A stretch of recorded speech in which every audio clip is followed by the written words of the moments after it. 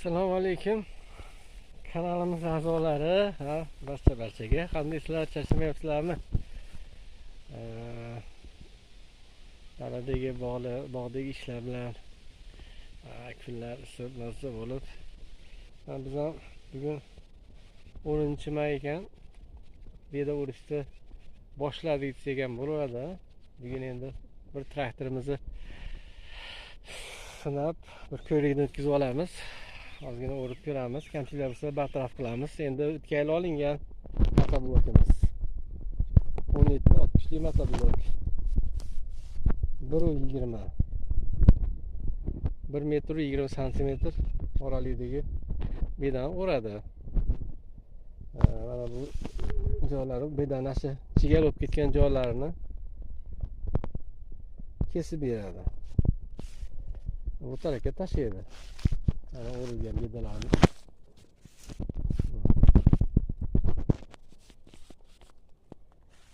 Bu tarafga tashlagan, o'ng tarafga. Bu tarafni kesib ketadi, tekis qilib.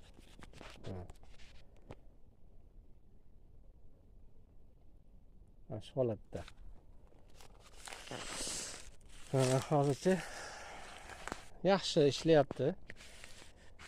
O'tgan yil bahorda olganmiz, birinchi o'rimida 4 o'rim o'rdik mana shu motoblok bilan. Holatiga muammo yo'q, problema yo'q. Ozgina o'zgartirish qilganmiz. Endi o'zbekchilikda. Xitoylar baribir biz yerlarni yaxshi bilmaydi. Ularning yerlari tekis. Bizda jindek yerlarimiz notekis joylari ko'p. Agatlarimiz keng, chuqur. Ular endi tekis joylarga moslashtirishadi. Shuning uchun ozgina o'zgartirishlar kirgizganmiz. Qo'sh balon qilganmiz. Qo'sh balon bu yurishiga juda qulay qilib beradi. Yurishda traktorni yoqqa bu yoqqa siljib ketishi, yon yerga tashlab yuborishdan, keyin chuqurroq aralardan oson o'tishni imkoniyatini qiladi. Mana shunday qilib olgan afzal kunda motoblok bo'lsa, qo'sh balon qilganmiz. Keyin yana bir ozgina yangilik qilganmiz. Birinchi yili chaynab qo'yardi past o'tlarda. Baland o'tlarga muammo bo'lmagan, lekin pastroq o't, ajriq, bir qarishli, ikki qarishli o'tlarda oralarga qisilib qolardi. Bu muammo ko'pchilikda bo'lgan bo'lsa kerak. O'shaning uchun biz mana bunaqa tishlari bor, mana ko'rinayotgan bo'lsa, bunaqa tishlari bor mana. O'tishlardan pastda ham bor. Endi pastdagisini ko'rish qiyinroq bo'lsa kerak. Pastda ham bor, ikkinchi pastdagi qatorda. Xuddi shunaqa. Mashinaga men 2 santimetr chiqarib, mana shu chekkasiga pastga qaratib mix svarka qilib chiqqanman, mix. Go'yoki bu grabl hisobida, grabl. Mana shu mix pastdagi o'tlarda qisilib qolishligini kamaytirib berar ekan. Pastda yo'qotdi desa ham bo'laveradi. O'sha bir qarishlik, 1,5 qarishlik ajriq bo'ladimi, chirmoq bo'ladimi, boshqalar qisilish ehtimoli bo'lganda o'sha svarkalar, tishlarga svarkalab chiqqan har bir tishga svarkalagan mixlarimiz o'sha o'tlarni surib chiqaradi. Shu bilan asosiy katta bundagi bo'lgan muammo hal bo'ladi. Mana bu yil 2-sezon o'rishim yaxshi qiynalganim yo'q. Birinchi yil birinchi o'rimda ozgina qiyinchilik bo'lgan. Ko'pchilik shu birinchi sinovdan o'talmay, bo'lmas ekan, yaxshi emas ekan, qiyin ekan deb tashlab yuboradi. Buni sabablari bu bo'lsa, yana bitta sababi yengillashtirish yo'li, mana sidina qilish kerak. Albatta sidina qilish kerak. Uni o'tirib o'rish kerak. Agar sidina bo'lmasdan qo'lingizni ushlab piyoda yuradigan bo'lsangiz, yoqqa bu yoqqa sudrab ketib qiynab qo'yadi. Bu sidinaga ustiga chiqqanidan keyin sizni og'ringiz bilan mana bu motoblok o'zini muvozanatini saqlab turishga ancha yordam bo'ladi. Sizni og'irligingiz orqadan tortib turadi sidina. Shu bilan sidina ushlab turadi. Bu yoqqa bu yoqqa burilib ketmaydi. To'g'ri boradi, to'g'ri keladi. Endi qanchada o'rish vaqtlari qanaqa, qancha yerda o'rish mumkin deydigan bo'lsak, bu endi bog'imiz ichiga beda qilganmiz o'z vaqtida. Mana hozir sizlarga shuni ko'rsataman.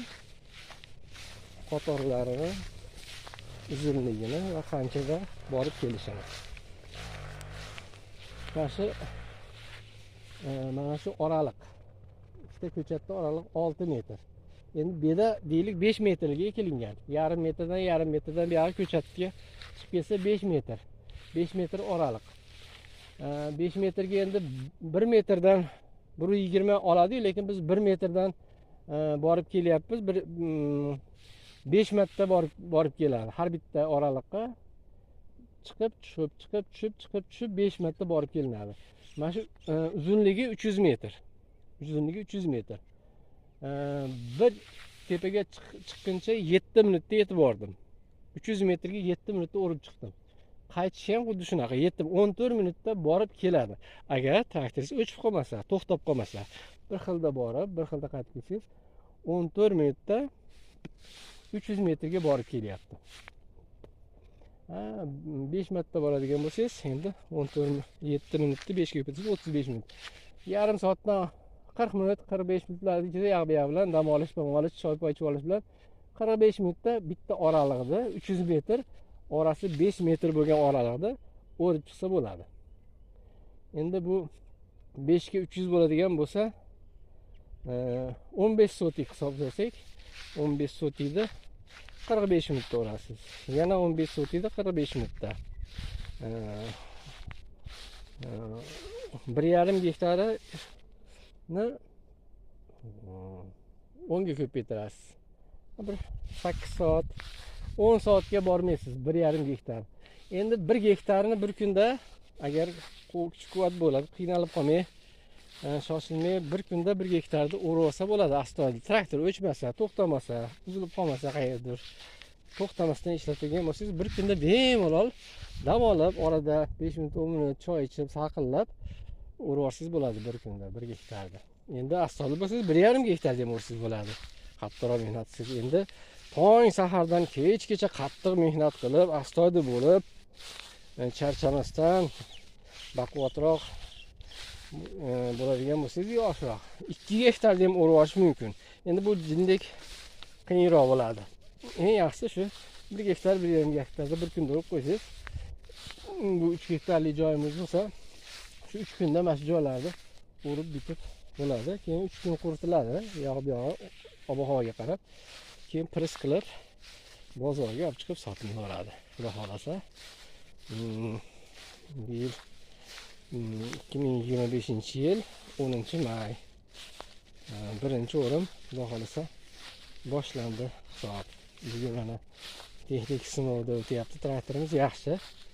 Nasib qilsa ertadan balkim astoydil boshlab o'rib tugatishimiz ehtimoli bor. Endi to'liq gullagani yo'q, lekin 10% gulladi. Yana ko'ramiz, yana balkim bir kun kutarimiz. Nasib.